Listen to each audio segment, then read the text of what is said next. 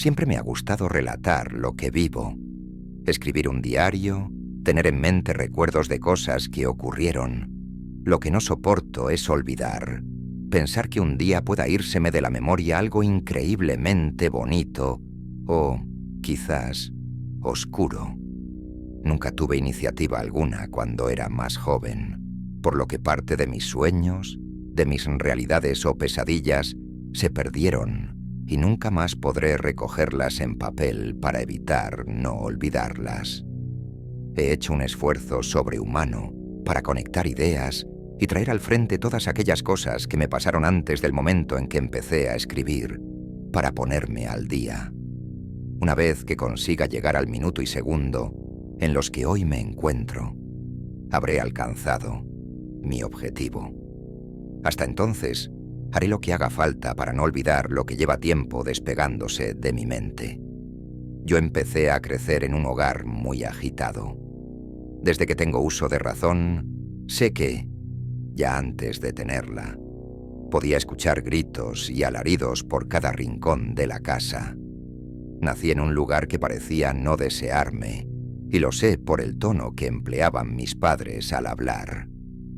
Tampoco estaba seguro de lo que era tener padres, porque en los momentos más tranquilos, yo no alcanzo a recordar que ellos estuvieran allí presentes.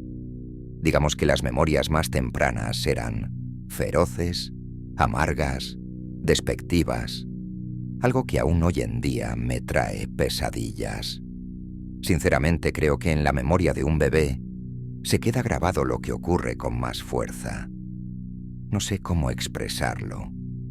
Es como si te acordaras tan solo de ratos que te vienen a la mente como flashes, en los que algo en el ambiente sobresale. La crueldad de las imágenes que yo alcanzo a recordar, el griterío, el sonido fuerte y violento de los golpes. Todo eso se quedó grabado en mis recuerdos y no lo olvidaré aún con el paso del tiempo. En mi diario dejé escrito lo más duro de mi infancia y, en especial, un episodio que marcó el antes y el después en el desarrollo de mi consciencia. Yo no veía ni escuchaba nada hasta que, como ya he dicho, algo en el ambiente cambiaba de manera brusca y atropellada. Escuché un golpe estruendoso, gritos masculinos y femeninos. Podía distinguir la superioridad de él, pero no sé si al presenciar aquello lloré amargamente o no lo hice. Solo sé que una visión me ha perseguido hasta este preciso instante.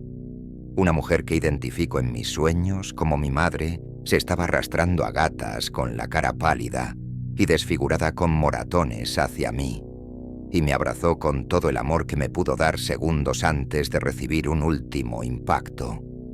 Este la obligó a cerrar sus ojos llorosos y a no clamar más al cielo, ni por ella, ni por mí.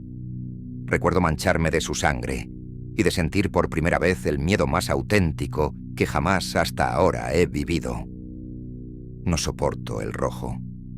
No es una palabra que pueda apenas mencionar. Nunca he admitido que alguien pronunciara esas sílabas a mi lado, ni que en películas se mostrara de manera ficticia lo que en realidad representa ver a alguien perder ese líquido vital.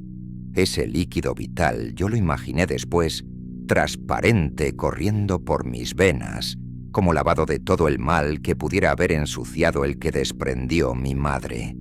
Yo soy un símbolo de pureza, y cuando llegue el momento contaré una y otra vez esta historia a mis hijos. La primera historia, de hecho, con la que comencé mi vida y el diario del que os he hablado.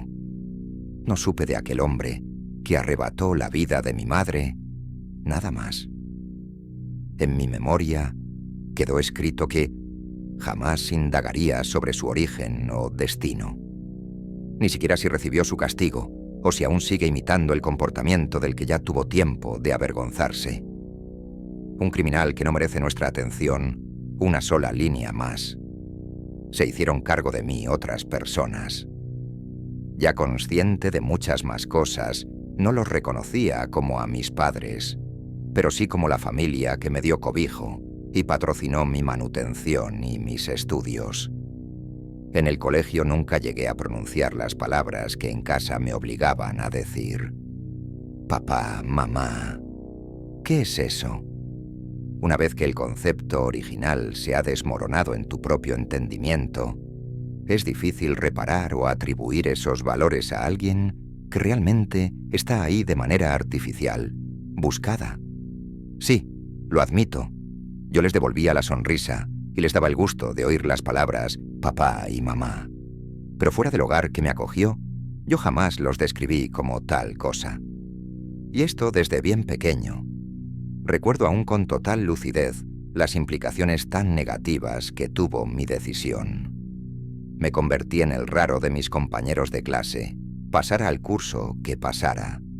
No importaba si era el profesor X o la profesora Y, quien mediara en las peleas en las que acababa inmerso. Desde pequeño nada fue más dañino que mi propia decisión de hacer constar que quienes me llevaban y recogían del colegio no eran mis padres. ¿Quiénes son tus padres entonces? ¿Dónde están tus padres de verdad? Dreni algunas de las preguntas que más tuve que escuchar durante mi etapa escolar. Yo no decía ni sí ni no. Yo me callaba y esperaba que me tomaran por tonto, por un retrasado. A mí me pegaban, me llamaban el maldito, me ignoraban, me abandonaban. Todo eso que ahora llaman hacer bullying, a mí ya me lo hacían sin ni siquiera tener tal etiqueta. No importaba el niño o la niña que fuera, las palabras malas iban más lejos que las buenas. La violencia alcanzaba más alto que la paz, tan alto que un día me retaron a subir a un árbol con la promesa de hacerme el rey de la clase, el chico a quien todo el mundo veneraría y a quien mostrarían su respeto de por vida. Yo me subí, ¿sabéis? Me subí tan alto como el árbol me dejó y me caí. Me caí desde la copa de aquel árbol. Se partió la rama primero y yo en suelo me partí la columna vertebral, esa parte de tu cuerpo que conecta el pensamiento con el movimiento de tus extremidades. Esa comunicación se interrumpió de por vida. Y en el suelo traté de no revivir momentos duros que ya había experimentado. Pero mi líquido vital se salía y estaba tan rojo como el que emanaba del cuerpo de mi madre el último día que alcancé a verla y grabarla en mi memoria. Me noté ligero, inerte, sin dolor en la mayor parte de mi cuerpo. Y sobre todo me noté vulnerable a la vida. Supe que no era especial y que los niños y niñas que había alrededor tampoco eran tan especiales como creían. Allí más de uno maduró en cuestión de milésimas de segundos. Más de uno se desmayó por la brutalidad de las imágenes. El verme a mí allí, consciente e inconsciente en tantos sentidos a la vez, les hizo crecer de golpe de un momento para otro, tanto que nunca más se rieron de mí. Todo lo contrario, me ayudaron a moverme con la silla en la que acabé sentado para siempre.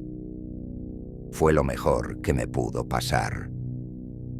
¿Para qué queremos andar si no es para que nuestros pies nos lleven hasta quienes nos aman y nos reciben tal y como lo merecemos?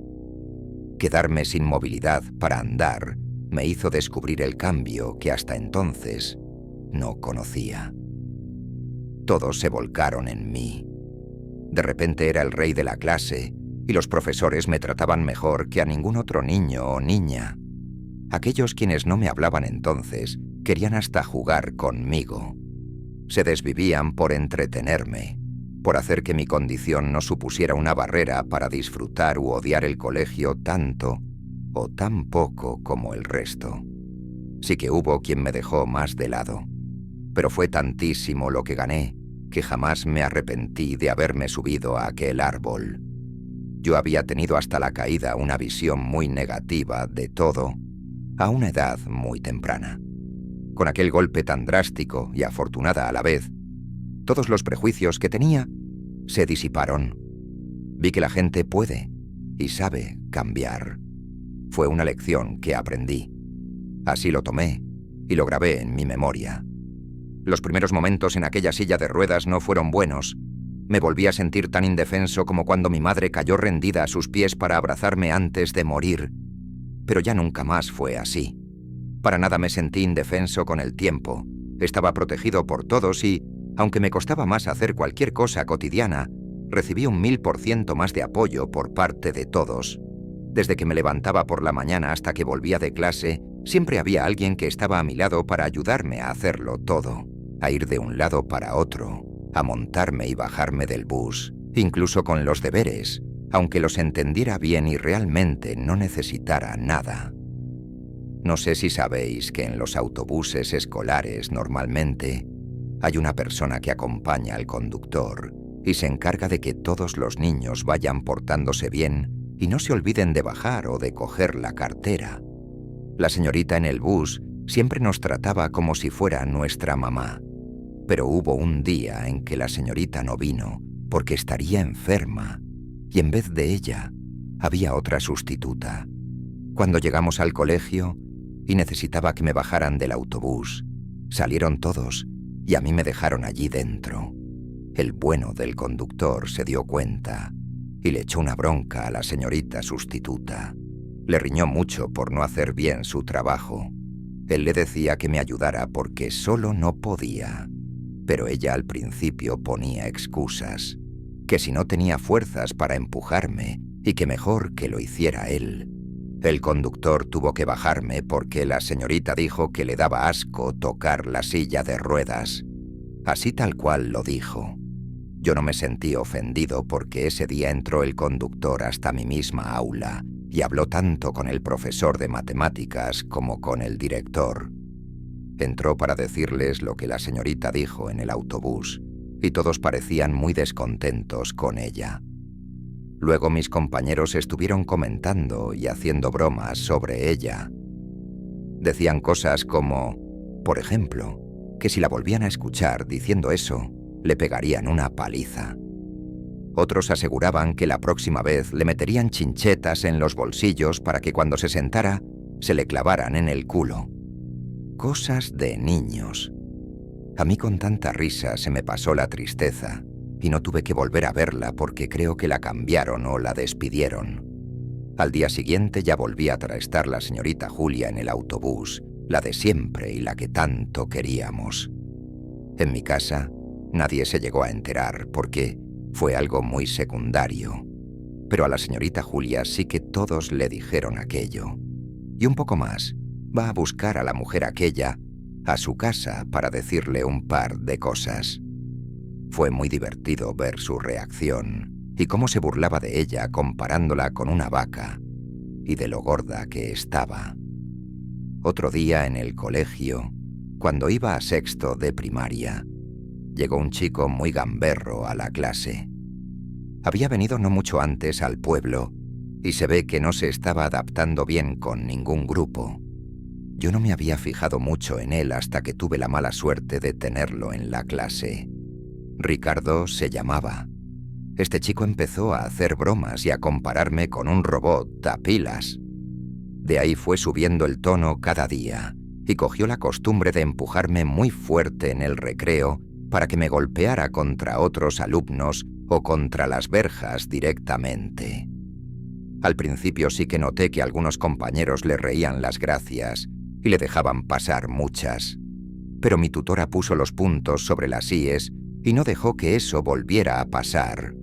A Ricardo lo obligaron a pedirme perdón y a ayudarme siempre que lo necesitara en la clase. Creo sinceramente que mi tutora se enteró, porque algunos compañeros de clase se chivaron a los pocos días de ver cómo me trataba. A mí es que al principio también me hacía un poco de gracia lo de toparme contra otras personas en el recreo cuando me empujaba. Pero él no me respetaba y por mucho que yo le pidiera que parara, no lo hacía. Un día lloré porque estaba agobiado y me quemé las palmas de las manos de tanto intentar frenar las ruedas de la silla cuando me empujaba.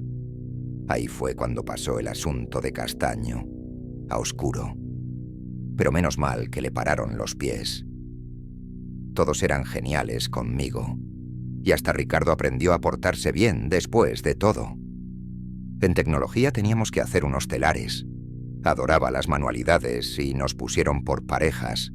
Esto era al poco de que le riñeran a Ricardo. Lo último que yo quería entonces es que me juntaran con él para el proyecto, pero adivinad con quién me tocó. Efectivamente, con Ricardo. Fue muy incómodo tener que trabajar con él porque yo le tenía mucho miedo y no me apetecía hablarle de nada, pero enseguida me hizo tener confianza y no paraba de bromear conmigo, no de mí. Acabé teniéndole mucho cariño y respeto. Por supuesto que incluso le perdoné todo lo mal que se portó conmigo los primeros días de conocerme. No es que me pidiera perdón o yo le dijera abiertamente que lo perdonaba. Era más bien un sentimiento. En mi interior sabía que aquello malo que me hizo estaba totalmente perdonado. Un día Ricardo me preguntó por mis padres. Yo le dije una mentira muy gorda en aquel momento. Me caía tan bien y él me respetaba tanto que no quería que nuestra amistad se estropeara por nada del mundo. Sí que todos en la clase eran mis compañeros y mis amigos. No hay duda de eso. Pero en un plano más personal, ellos no tenían ni idea de mis cosas, y aún menos de lo que había pasado con mis padres originales. Solo sabían que aquellos con quienes yo vivía no eran realmente mis padres. Tampoco habían tratado de sonsacarme más detalles desde que me quedé así en la silla. Sin embargo, Ricardo no sabía nada. Desconocía totalmente mis orígenes, y yo quería aprovechar esa oportunidad para crear una imagen de mí distinta. Idealicé entonces la relación con mis padres y pinté un cuadro que se parecía poco a la realidad. Todo esto lo intenté hacer para caerle mejor y mejor cada día. Sin embargo, no barajé una posibilidad muy obvia. Ricardo acabaría contrastando mi versión de la historia con la que tenían mis compañeros y mis mentirijillas se empezarían a derrumbar. A Ricardo le conté que mis padres y yo vivíamos en una mansión y que éramos súper felices. Viajábamos de cuando en cuando y me llevaban a los conciertos de mis artistas favoritos. Me inventé que en esos conciertos ya había tenido la oportunidad de conocer a los cantantes en persona y que con todos ellos tenía fotos y dedicatorias.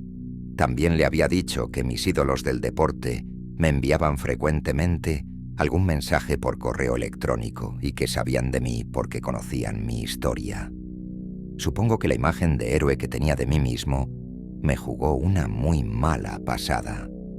Ricardo dejó poco a poco de hablarme, y sé que él, junto con otros compañeros, cuchicheaban y se reían cada vez más por cosas que yo no alcanzaba a escuchar. El hermetismo en el que acabé aislado fue esta vez culpa mía. Yo lo originé y ahora debía arreglarlo todo.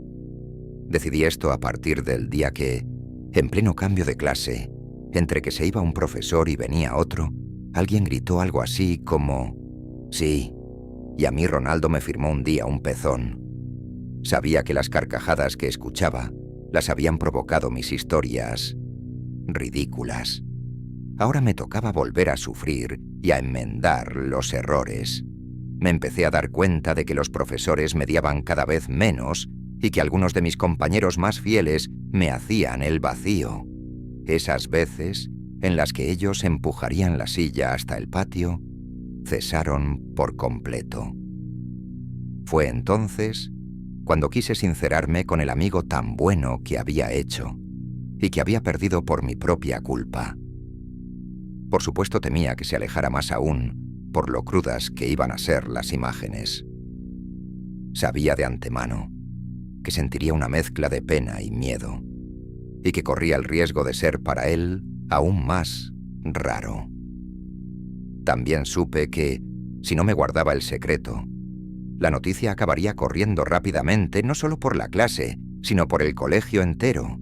Pero yo me di cuenta de que sentía cosas por Ricardo. No es esto que se siente por los amigos buenos ni mejores, sino ya sabéis, me gustaba. Yo soy un chico, él era un chico también. Empecé a notar esos signos en mí gracias a él, y por eso mismo no estaba dispuesto a perderlo. Un día en el recreo me acerqué hasta él, cuando vi que estaba solo, y le pedí por favor que si podía contarle una cosa muy importante. Al principio me respondió que estaba ocupado y que se tenía que ir con otro alguien de la no sé qué clase. Yo le insistí en el patio que me perdonara por las mentiras. Fui directamente a pedirle perdón y a rogarle que me escuchara. Le dije con toda la sinceridad del mundo que se me había ido la cabeza y que mentí de aquella forma tan descarada porque quería impresionarle. Puso cara de querer alejarse aún más, pero al final estuvo dispuesto a escucharme y me dijo que habláramos mejor al día siguiente. Sé que en el fondo no quería saber nada de mí, pero bueno, accedió. Esa tarde y esa noche yo fui incapaz de pegar ojo. No dormí absolutamente nada. En mi cabeza estuve pensando en cómo empezaría mi historia una y otra vez, como en esas películas en las que personaje sale delante de un espejo diciéndose a sí mismo una sola frase de 1000 maneras y siempre se desespera hasta que consigue hacerlo como quiere. Yo no estaba delante de ningún espejo, estaba acostado en mi cama, pero no sabía cómo empezar. He de decir que los recuerdos no me venían a la mente más agradables por estar intentando hacer una historia más amena y entendible. No lloraba nunca por esto. Era como si estuviera inmunizado al dolor desde que nací. Pero no era nada agradable. Ya miraba las cosas con más distancia. Intentaba hacer como que aquello era otra de mis mentiras, pero ya me hubiera a mí gustado que fuera irreal. Se pasó la noche lentamente, y al llegar el día, aún no me sentía preparado para contarle nada. Hay que ser muy valiente para hacer lo que hice, os lo aseguro. Acercarse en el recreo a un chico que impone, que te gusta y que sin embargo te odia y te ignora, no es tarea fácil. Todos en el patio te miran acercarte a él. Parecía como si de nuevo Ricardo se hubiera chivado a los demás sobre lo de que quería confesarle algo. Pensé que Ricardo incluso sería capaz de desvelarle mis secretos a todos. Al menos en sus caras eso podía ver. Todos parecían estar esperando ese momento cuando yo terminara de hablar y luego él cuchicheara sobre todo lo que le había confesado. Sin embargo, creía de verdad que Ricardo no se esperaba lo que le iba a contar. Quizás hasta acabaría traumatizado y se negaría a chivarse de mis secretos. No sé. Me enfoqué en lo que realmente me importaba, que era él, y en recuperar nuestra amistad. Si conseguía esto, quizás más adelante me plantearía expresarle mis sentimientos. Sé que le era difícil que él compartiera lo que yo sentía, pero mi corazón estaba descubriendo formas nuevas de amar, y yo quería demostrarle mi intención de cambio. Todo esto me dio tiempo a pensarlo desde que lo vi a lo lejos hasta que llegué hasta él. Me dijo un simple «¡Hey!» y yo le pregunté si me quería acompañar a algún lugar más alejado de todos. Ya era obvio que allí no a hablar, pero creo que se había puesto estratégicamente en aquel punto del patio para ver si finalmente me retraía de contarle lo que tuviera que contarle. Él seguía intentando darme largas, que si ahora iban a ponerse a jugar una partida de algo, que si acaso no se lo podía decir allí delante de todos. Creo sinceramente que no quería que nadie le viera alejarse conmigo para hablar, pero al final lo hizo. Se vino conmigo hasta un pasillo del edificio donde estábamos solos. Mi corazón estaba palpitando muy fuerte. Yo me estaba aferrando a un clavo ardiendo. Durante el trayecto, ni siquiera quiso ayudarme a empujar la silla. Iba un tanto alejado de mí mientras andaba. Sin embargo, yo tenía la esperanza de recuperar a Ricardo. Creía con todas mis fuerzas que su comportamiento era simplemente fruto de mi infantilidad a la hora de contarle esas mentiras sobre mis padres, pero que volvería a quererme de nuevo cuando le contara la verdad. Ya alejados de todos, y tan solo viendo a ver a algunos profesores que iban de un lado para otro con sus libros y sus fotocopias, él me pidió que fuera rápido porque lo estaban esperando. Primero le volví a pedir perdón y le dije que por favor me escuchara. Luego pasé a contarle el porqué de estar en la silla de ruedas. Eso sí lo sabía, aunque de manera superficial, pues ningún compañero se había atrevido a decir que yo me subía a aquel árbol porque me tenían machacado y acosado. En realidad fue culpa de ellos que yo me subiera y me cayera desde tan alto. Le conté que me incitaron a escalar hasta las ramas más altas para demostrar lo guay que era, para llegar a ser el mejor de la clase. Por eso me caí y me quedé como estoy ahora. Pero le dije también que no les tenía rencor por aquello. Esto sin duda empezó a atraer su atención. Le dije a Ricardo que, si alguna vez decidí subirme a aquel árbol, es porque ninguno aceptaba que yo no hablara de mis padres con naturalidad. Todos sabían que algo raro ocurría porque negaba que mis cuidadores fueran mis padres. Era el bicho raro de la clase y me odiaban por ello. Me decían cosas, me insultaban, me empujaban, me pegaban, me marginaban. Todo ello porque no sabían nada sobre mí, porque era un poco distinto de ellos. Todos vivían en sus burbujas perfectas con sus familias perfectas, y yo, sin embargo, eludía las preguntas, porque algo me incomodaba y me negaba a abrirme. En este punto de la historia, ya tenía toda la atención de Ricardo, y me preguntó entonces que quiénes eran entonces mis padres. Esta pregunta fue la que tanto tiempo intenté no responder, y ese día, en ese preciso instante, todo iba a cambiar. Le confesé que desde que era un bebé había tenido recuerdos lúcidos, aunque esparcidos por mi memoria. Le expliqué que mis primeros recuerdos tenían que ver con gritos, sonidos estruendosos por la casa, y que la primera imagen que me persigue desde que nací fue el momento en el que mi madre cayó al suelo, a gatas y ensangrentada para abrazarme y decirme un último adiós, y que luego mi padre la mató de otro golpe. Ricardo entonces no supo qué contestar. Se podía ver en su cara que algo en sí mismo había cambiado. Cuando pudo hablar, me dijo que lo sentía mucho por mi madre.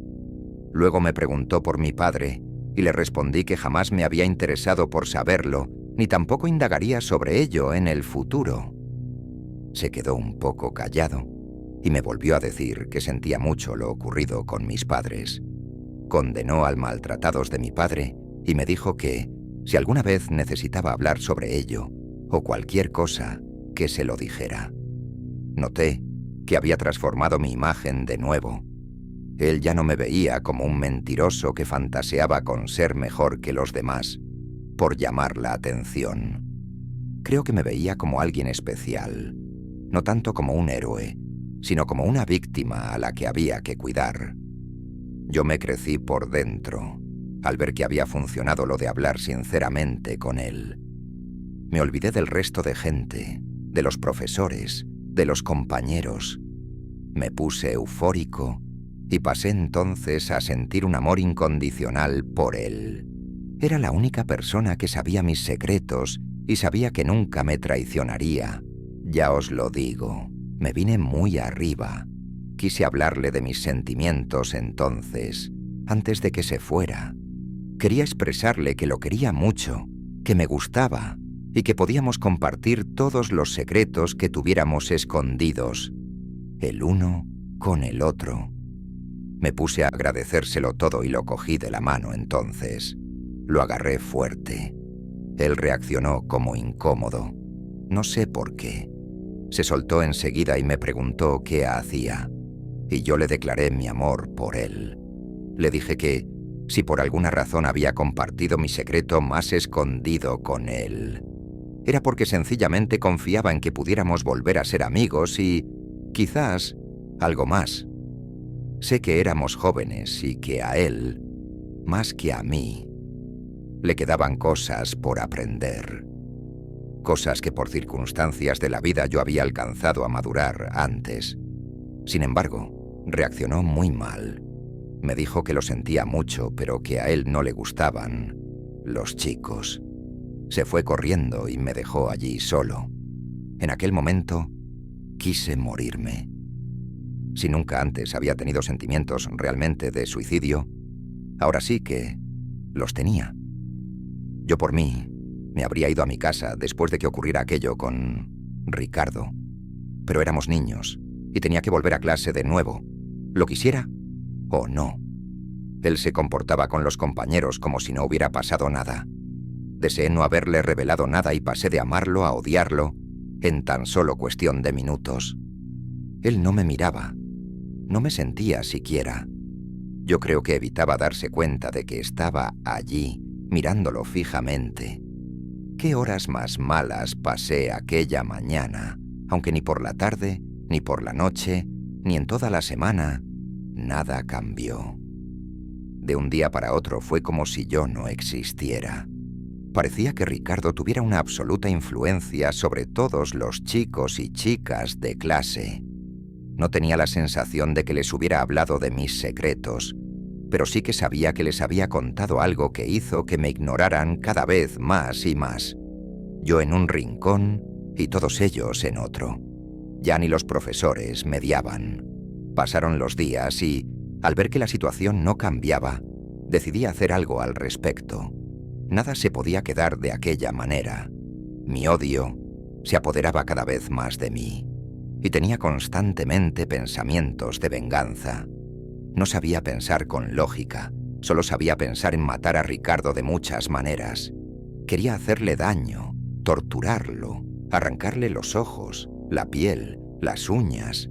No soportaba verlo ni tener que compartir mi espacio con él. No quería pisar por donde él pasaba.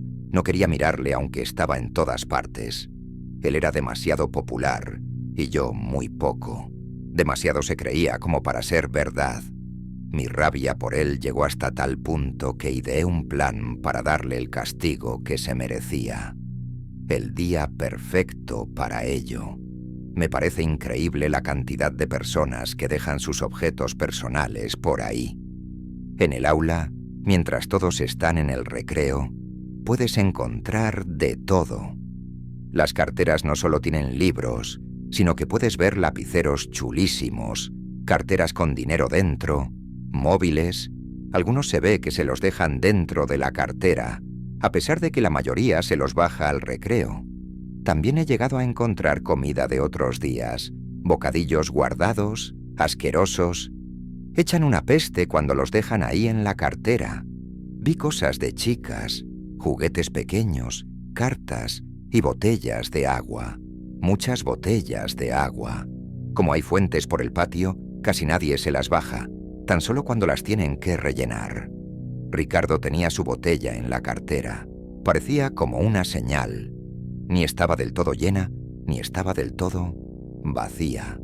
Tal y como era él, una persona sin iniciativa, sin convicciones fuertes por las que luchar. Él me había demostrado que era una persona aburrida, sin ganas de aventura, muy parado. Era un ser odioso y despreciable. Creo que ya lo he dicho, pero bueno, todo lo que diga es poco y me quedaré corto. Siempre. El día anterior había preparado una buena mezcla para sorprenderlo. En mi casa siempre ha habido trampas para ratones bajo los sofás en el salón de estar. Mi cuidadora siempre está al tanto de las plagas y le dan un miedo terrible.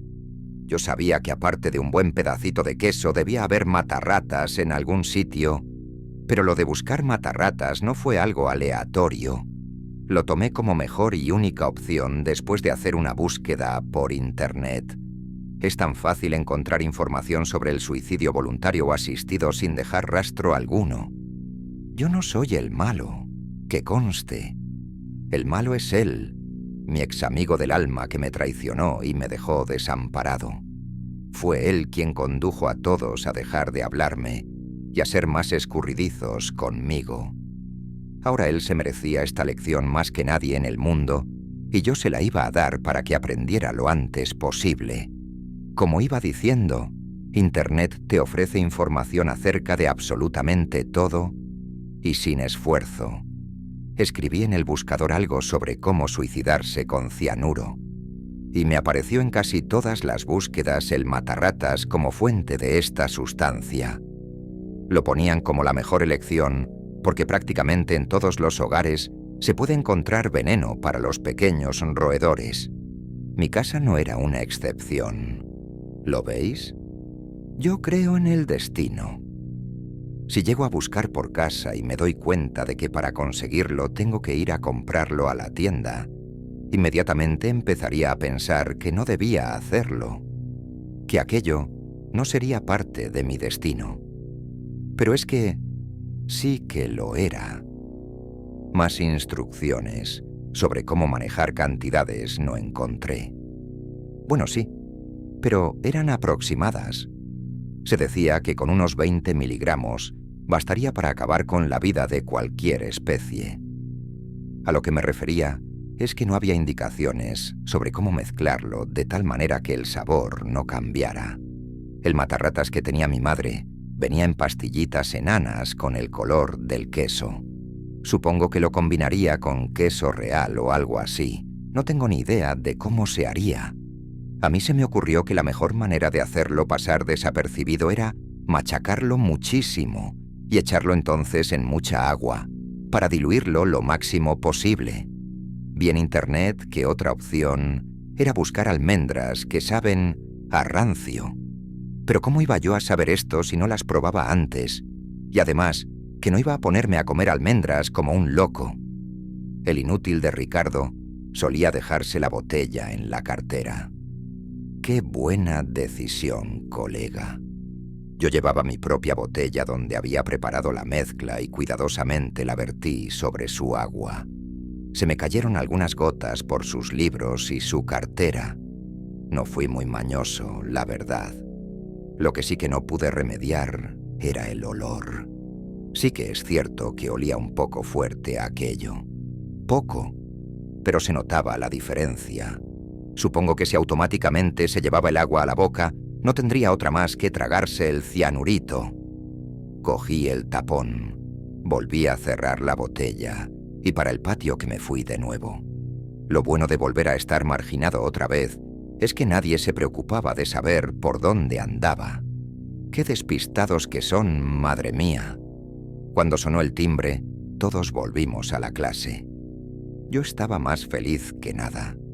Un poco tembloroso porque me daba miedo que empezara más a echar sangre por la boca o algo. No sabía si su muerte sería escandalosa, más rápida o más lenta, si empezaría con un estornudo, o si simplemente se retrasaría tanto que le ocurriera algo, pero ya fuera del colegio. No verlo también me daba pena. Parte de la lección que debía cobrarse era verse vulnerable frente a todos los compañeros. Tampoco estaba seguro si llegaría a beberse la cantidad necesaria como para que le hiciera el efecto deseado. Podía ocurrir que echara un trago, o que, teniendo el agua en la boca, la escupiera y ni le llegaran a hacer nada el cianurito. Otra cosa que podía pasar era que bebiera la cantidad suficiente solamente para enfermarse y tener que irse a urgencias para ponerse bueno de nuevo. En ese caso, volvería a administrarle una segunda poción mágica. Quizás con un solo empujoncito no bastaba. Ya me entiendes. Yo estaba dispuesto a darle tantos empujoncitos como necesitara. De eso estaba seguro. El profesor de naturales empezó a dar su clase. Ricardo estaba pesado con los bolígrafos. No atendía, pero sí que estaba escribiendo y dibujando cosas por la mesa. No había manera de que tomara un sorbito de agua para refrescarse. Yo no quitaba la vista de su cartera, puesta a su espalda. A veces hacía el amago de sacar algo, pero tan solo eran gestos para girarse y mirar a algún compañero. Hubo un momento que incluso sacó la botella y la puso encima de la mesa, pero estaba tan distraído pensando en sus cosas que seguramente olvidó beber. No sé para qué la sacaría entonces. Me estaba desesperando. Cada movimiento que hacía Ricardo, yo lo estudiaba con detenimiento, por si finalmente bebía.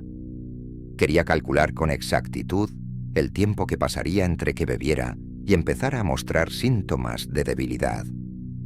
Tenía curiosidad, pero el ansia que sentía me estaba superando. No es que tuviera dudas o quisiera rectificar nada. Tenía en mente que estaba en lo cierto y nada me detendría de darle la lección que merecía. Lo que sentía exactamente eran ganas de pegarle con un martillo o algo duro en la cabeza, para luego gritarle y obligarle a que bebiera de la maldita botella. Me estaba poniendo de los nervios. Pero todo viene a su debido tiempo. Unos 13 minutos antes de acabar la clase, Ricardo por fin bebió. Mira si fue tonto que por muy poco que le gustara el sabor del agua, seguía y seguía sorbiendo. Tenía cara de asco. Estaba clarísimo que le extrañaba el sabor. Tenía la expresión de estar tomándose algo muy amargo y asqueroso. Pero qué tonto que era. Por hacerse el fuerte, el machote, el listo que tanto se reía, poco tiempo le quedaba. El pobre empezó a temblar y a decir que tenía mucho frío. Esto era contradictorio con su apariencia, porque tenía la cara muy colorada y sudaba a chorros. Luego decía que le faltaba el aire, que necesitaba salirse de la clase. No le dio tiempo. Cuando se puso en pie para dar los primeros pasos, gritaba que le ardía el cuerpo y que no podía respirar. Allí se quedó Ricardo. Cayó al suelo redondo y no dijo ni pío. Qué tranquilo me quedé. Todos parecían estar pasando el peor rato de sus vidas, pero para mí fue uno de los mejores momentos. Os juro que sentí como si me estuviera vengando de mi madre. Todo el odio que sentía por el hombre que la maltrató hasta la muerte lo descargué con mi amiguito. Bueno, mi ex amiguito, mejor dicho. El colegio fue de mal en peor sin Ricardo. Es broma, fue de bien a mejor. La gente me volvía a hablar y todos lloramos de vez en cuando, recordando a nuestro compañero de clase que nos había dejado. Nadie nunca imaginó lo que pasó realmente.